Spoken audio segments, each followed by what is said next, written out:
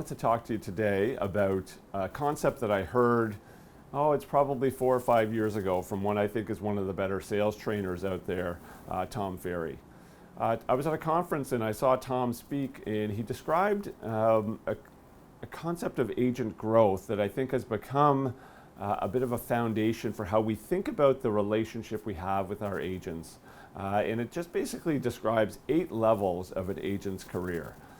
It makes a ton of sense. Tom was really good at distilling it here, and we've taken that concept and built a number of the programs, everything from our compensation plan through to our training program and our service offering around this sort of 8 levels of an agent's success.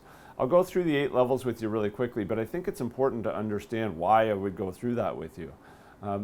Retaining agents is a challenging thing, and for every agent that walks out your door, you know that revenue leaves, and you know that you have to put in energy to replace that person as well. So, understanding where they're at in their career and that their needs change as they go through their career is just essential to I think, understanding how to maintain that relationship and retain that agent. So I'm going to go through the steps and then talk a little bit about how we treat the agents differently at these different levels in our business here. The steps that they have that Tom kind of describes are, first is brand new. So brand new agent comes in, he describes that as no leads, no money, no nothing. And so you come in and you really don't have any idea of how to do the business, and they're heavily reliant on the brokerage at that stage. Then they move into a stage where they start to generate some leads. There are some leads, but it's inconsistent. So income will be up and down, it's fairly erratic. A lot of agents get sort of stuck in this stage, and I think it remains our responsibility as a brokerage to make sure that they get through that stage.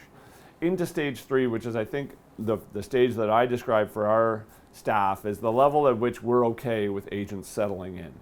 So different agents obviously have different objectives for their career. If they don't get to level 3, I find it to be a very stressful career for them, and one that's probably not going to last very long. So we really push all of the staff that we have, whether it's on the training side or the support side, to get people to this level 3 and identify them as that. Level 3, Tom describes as consistency and conversion. They get consistent with their income, they get better at converting each opportunity that comes in, and they don't really wake up on January 1st thinking about, well, this year I might not do a deal this year, right? They get to the point where they understand that they're going to have some consistent income. That's a great spot for agents to be, and if you end up running your career there as an agent, you're probably pretty happy. Step 4 in the agent experience is adding an assistant. And so this is where I think the relationship with the brokerage changes. All the way up to step 3, the agents in our world, they rely on the brokerage for a lot of things. Whether that's administrative support, marketing support, things like that. That's something that the brokerage handles for them. But now at step 4, they start to build their own infrastructure a little bit. They add their own assistant there who is taking over some of those tasks from you. So understanding how you can interact with that agent at level 4 it's a very different relationship that you have with that person than the person who is just getting started in the business and that you're training. So your relationship has to evolve there a little bit. Step 5 is that they add a member to a team. So they become a team of a team of 2 with one licensed assistant or a salesperson working under them. They just start to build this team. And again, that's a new concept for them. They are someone who has been a great salesperson up to that point. They've maybe had to manage an administrative resource, but now they have to learn how to motivate, drive, teach other agents to be as successful as they are. And it's a whole new series of tasks and responsibilities for them. Once they kind of get that down, then it's just simply the team starts to outperform them. So they grow the team to the point where the leader is not necessarily the primary breadwinner on the team anymore. The leader becomes either more of a coach and a guide, or they're the rainmaker handing the business off to all of these other members on the team, but they're not the top salesperson on the team. It's a great spot for agents to get to. It means they're running a sustainable business that can operate with them there or not. But again, it's going to change the relationship between you as the broker owner and with them, versus someone who is just a really good salesperson with a couple of people working alongside of them. And then the next thing that they do is they would just grow that and they would extend that. And some of these super mega teams that you'll see growing with 30, 40, or 50 people, they can still exist in the brokerage environment with you, and it can still be an interaction which is both profitable for you and makes a lot of sense. But again, the things that you offer them have to change a little bit for that relationship to continue to be a good relationship.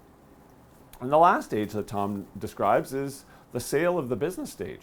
At some point, these agents are going to want to move on and do something else, whether it's retire or they have other interests in their business.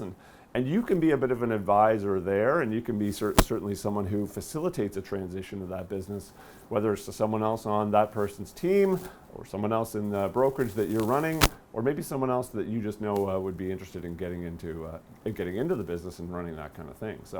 So as you think about the relationship that you have with agents at different levels, I think it's really important for you to tailor every bit of your interaction with them to kind of fit where they're at in that level.